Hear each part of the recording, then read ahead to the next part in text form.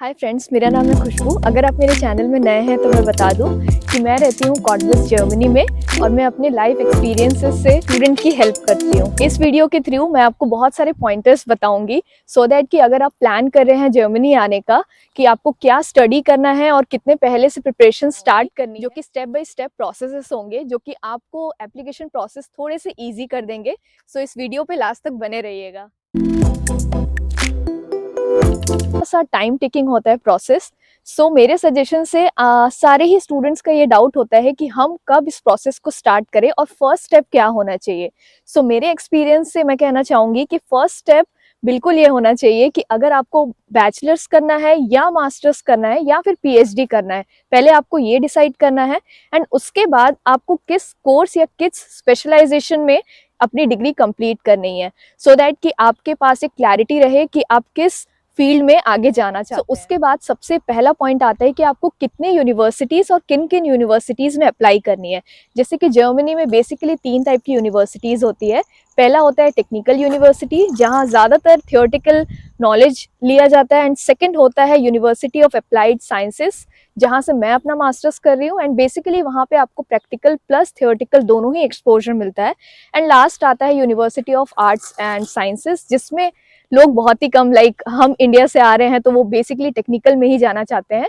सो इसमें बहुत ही कम एडमिशन लेते हैं। सो अब जब हम यूनिवर्सिटी की बात कर रहे हैं तो आपने सुना होगा कि जर्मनी में पढ़ाई फ्री होती है, ऐसा लोग कहते हैं। हाँ, होती है, बट वो सारा कुछ रिसर्च पे बेस्ड करता है। स्पेशली जर्मनी में कुछ कुछ पब्लिक यूनिवर्सिटीज़ है जहाँ पे आपको फ़ी पे करनी ही होती है। सो आप ये मत समझिएगा कि अगर पब्लिक यूनिवर्सिटी है तो आपको फ़ी नहीं पे करनी है। सो मैं आपको सजेस्ट करूंगी कि एक वेबसाइट है dat.de, आप वहाँ पे जाएं एंड अच्छे से रिसर्च करें। जब रिसर्च करेंगे तो आपको पता चलेगा, वहाँ पे एक कॉलम होता है जहाँ पे लिखा होता है आपकी कितनी ट्यूशन फ़ी है या आपका कितना सेमेस्टर कंट्रीब्यूशन है। सो उसके थ्रू आपको पता चल जाएगा कि आपको कितना पर सेमेस्टर या पर ईयर आपको पे करना है। सो अब जैसे कि यूनिवर्सिटी फीस की मैंने बात की, तो what exactly is tuition fee और सेमेस्टर कंट्रीब्यूशन फी क्या होता है। सो दोनों ही अलग होते हैं। स्पेशली जो सेमेस्टर फीस होता है वो प्राइवेट यूनिवर्सिटीज में होता है, जो कि सेमेस्टर कंट्रीब्यूशन से पूरा ही डिफरेंट होता है। इसको आप बोल सकते हैं कि वो एक फी है होती है जो आपको पे करनी होती है। और सेमेस्टर कंट्रीब्यूशन क्या होता है, उसको आप फी नहीं बोल सकते, वो बस एक कंट्रीब्यूशन होता है जो कि एग्जाम प्रिपरेशन के लिए आपको कॉलेज को या यूनिवर्सिटी को पे करना होता है, जो कि अराउंड 400 to 500 यूरो पर सेमेस्टर होता है। सो जैसे कि मैंने बोला कि सबसे पहले आप रिसर्च करें, फिर उसके बाद जब आपने रिसर्च कर लिया, आपने फ़ी भी देख ली एंड आपका पॉकेट कितना अलाउ करता है आपने ये भी कर लिया। सो उसके बाद मैं ये बोलना चाहूँगी कि आप उस स्पेशल यूनिवर्सिटी के वेबसाइट पे जाएं और उनके, आप अगर पहले से ही कनेक्शन बनाना चाहते हैं तो उनके एलुमनाई से कनेक्ट करें, मे बी इन लिंक्डइन। और मोस्टली मैंने ये देखा है अपने पर्सनल एक्सपीरियंस से कि सारे यूनिवर्सिटीज़ का एक इंस्टाग्राम अकाउंट होता है, लिंक्डइन अकाउंट भी होता है, एंड सीनियर स्टूडेंट्स का फेसबुक ग्रुप भी होता है जिसको आप पहले से ही ऐड कर सकते हैं, जो कि आपका सारे स्टेप्स को थोड़ा सा और इजी कर देगा। कि जब मैंने अप्लाई किया था अपनी पब्लिक यूनिवर्सिटी में, सो मुझे 4 to 5 पब्लिक यूनिवर्सिटी से एक्सेप्टेंस लेटर आया था। सो ये एक टिप हो सकती है कि अगर आपको अपना एक्सेप्टेंस लेटर की प्रोबेबिलिटी हाई करनी है, सो आप कैसे अप्लाई करें। ये एक थोड़ा सा हिडन पॉइंट होता है जो कि मैं आपको बताना चाहूँगी। जब भी आप मास्टर्स के लिए अप्लाई करते हैं, सो जिस भी फील्ड में आप अप्लाई कर रहे हैं, जस्ट एग्जाम्पल लाइक आप एनवायरमेंटल इंजीनियरिंग में अप्लाई कर रहे हैं, सो आपका उस पर्टिकुलर सब्जेक्ट का बैचलर्स में अच्छा ग्रेड होना चाहिए। जब आपका अच्छा ग्रेड और मिनिमम रिक्वायरमेंट होगी तभी आपको उस मास्टर्स में एडमिशन मिलने की प्रोबेबिलिटी ज़्यादा होती है। हुआ मुझे 4 पब्लिक यूनिवर्सिटी से एक्सेप्टेंस लेटर आए, बट मैं ये भी बताना चाहूँगी, मेरे 1-2 फ्रेंड्स हैं जिन्होंने मेरे साथ ही अप्लाई किया था, बट अनफॉर्चुनेटली उनका एक्सेप्टेंस लेटर नहीं आया एंड उनको प्राइवेट यूनिवर्सिटी में हाई अमाउंट पे करके अभी पढ़ाई करनी पड़ रही है। सो अब जब आपने यूनिवर्सिटी डिसाइड कर ली है, अब मेन पॉइंट आता है कि आपको कंसल्टेंट हायर करना चाहिए या नहीं करना चाहिए। बट मैं ये कहना चाहूँगी अपने पर्सनल ओपिनियन से, ये सारा कुछ आप पे डिपेंड करता है। अगर आप करना चाहें तो कर सकते हैं। लोग बोलते हैं कि कंसल्टेंट लोग बहुत ही ज़्यादा मनी लेते हैं, like 1 lakh 2 lakh, I don't know, but ऐसा सच नहीं है। अगर आप अच्छे से रिसर्च करते हैं, अच्छे कंसल्टेंट के थ्रू जाते हैं, सो आपको बहुत अच्छे कंसल्टेंट मार्केट में भी मिलेंगे। सो अब बात आ जाती है कि आप अपने आप को कैसे प्रिपेयर करें डॉक्यूमेंट्स के लिए। सो मैं ये सजेस्ट करूँगी कि जब भी डॉक्यूमेंट्स की बात आती है, सो आप डिफरेंट यूनिवर्सिटीज़ के वेबसाइट्स पे जाएं एंड उनकी जो भी रिक्वायरमेंट्स है उसका एक चेकलिस्ट बना लें एंड उसके थ्रू अपने डॉक्यूमेंट्स को प्रिपेयर करें। मोस्टली अपने एक्सपीरियंस से मैं बताऊं तो आपको A1, कहीं कहीं ऐसा होता है कि आपको A1 के गोएटे सर्टिफिकेट चाहिए होता है और कोई कोई यूनिवर्सिटीज़ A2 भी मांगती है एंड फॉर गुड न्यूज़ कोई कोई यूनिवर्सिटीज़ कुछ भी नहीं मांगती है। सो आपको उसके लिए भी एक प्रिपरेशन करनी होगी, मे बी 4-5 मंथ्स पहले, क्योंकि उसके बाद आपको सर्टिफिकेट भी देना होता है एंड जो सर्टिफिकेट है वो आपको कब मिलता है उसमें भी टाइम लगता है। इसके बाद आता है IELTS। सो इसका भी एक मिनिमम बैंड रिक्वायरमेंट होता है डिफरेंट डिफरेंट यूनिवर्सिटीज़ में। सो आप उसको भी अपने चेकलिस्ट में बिल्कुल शामिल करें। ये सारे सर्टिफिकेट्स के बाद अब बात आ जाती है मेन पॉइंट जो कि है SOP। सो मैं अपने एक्सपीरियंस से ये कहना चाहूँगी कि सारे स्टूडेंट का SOP डिफरेंट होता है। तो आप अपने बैचलर्स से सारा कुछ रिसर्च करें कि आपने क्या स्टडी की है और आपके क्या प्लस पॉइंट्स है और वो सारा कुछ SOP में ऐड करें, जिससे आपके एक्सेप्टेंस लेटर की प्रोबेबिलिटी बहुत बढ़ जाए। अब आ जाते हैं ब्लॉक्ड अकाउंट पे। हर किसी का केस अलग होता है, हर किसी को अपने फाइनेंसेस अरेंज करने में टाइम लग जाए। आप पब्लिक यूनिवर्सिटी में आए या प्राइवेट यूनिवर्सिटी में आए, दोनों ही केसेस में आपको ब्लॉक्ड अकाउंट में कुछ अमाउंट फिक्स करना ही होता है और अभी इसका अमाउंट है 10,000 to 12,000 यूरोस।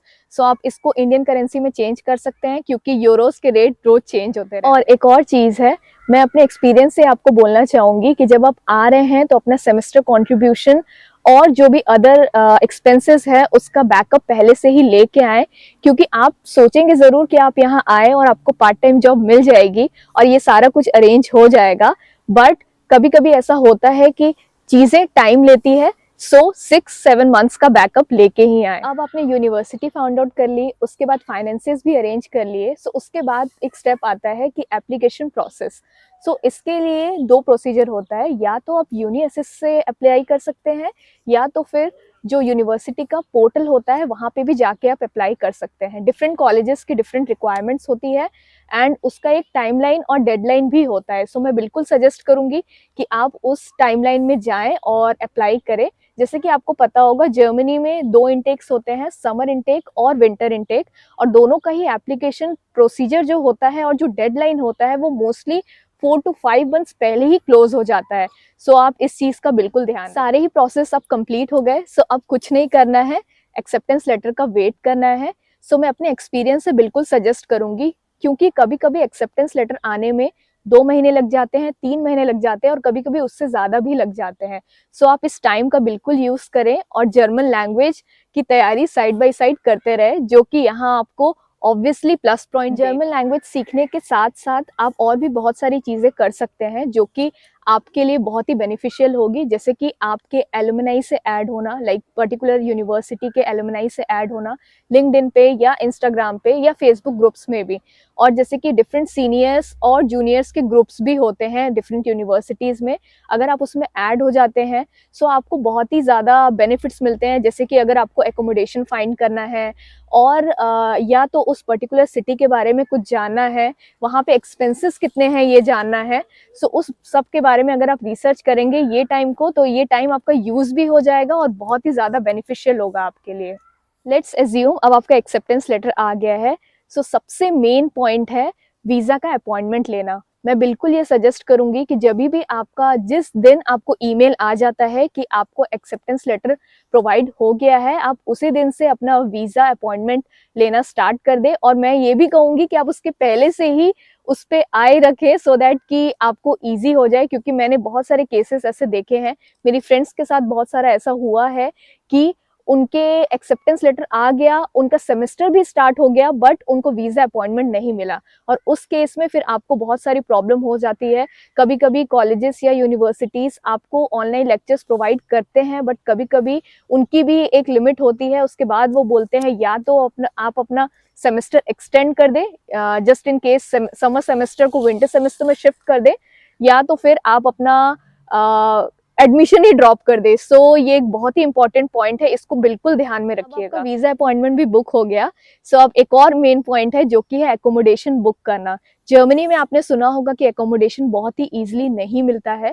सो जैसे कि मैंने आपको पहले बताया कि आप जो एक टेन्योर है जो आप यूज़ कर रहे हैं रिसर्च में, उस टाइम आप ये भी रिसर्च करें जब भी आप अपने सीनियर्स या डिफरेंट स्टूडेंट से कनेक्ट करते हैं ग्रुप्स में। सो वहाँ पे बहुत सारे ऐसे मैसेजेस आते हैं जहाँ पे आपको पता चलता है कि उस पर्टिकुलर सिटी में कहाँ एकोमोडेशंस खाली है या कहाँ अवेलेबल है। सो आप तुरंत ही बुक कर ले एंड सारा कुछ प्रोसीजर इंडिया से ही कर ले, क्योंकि एट द टाइम जब आप यहाँ पे आते हैं सो उस टाइम एक्सपेंसेस बहुत ही ज़्यादा बढ़ जाते हैं। नहीं तो फिर आपको एयरबीएनबी में रहना पड़ता है या होटल में रहना पड़ता है एंड उसके एक्सपेंसेस बहुत ही ज़्यादा हाई होते हैं। सो प्लीज़ इस पे भी नज़र रखिएगा। अब सारी चीज़ें डन हो गई है, सो एट लास्ट अब फ्लाई करना है जर्मनी और अपनी टिकट्स बुक करनी है। वीडियोस में मैं बहुत सारी ऐसी वीडियोस बनाते रहूंगी जैसे कि आपको जर्मनी आते वक्त क्या क्या लाना चाहिए, क्या क्या नहीं लेना चाहिए और किन किन चीज़ों का ध्यान रखना चाहिए। तब तक के लिए bye, take care and thanks for watching.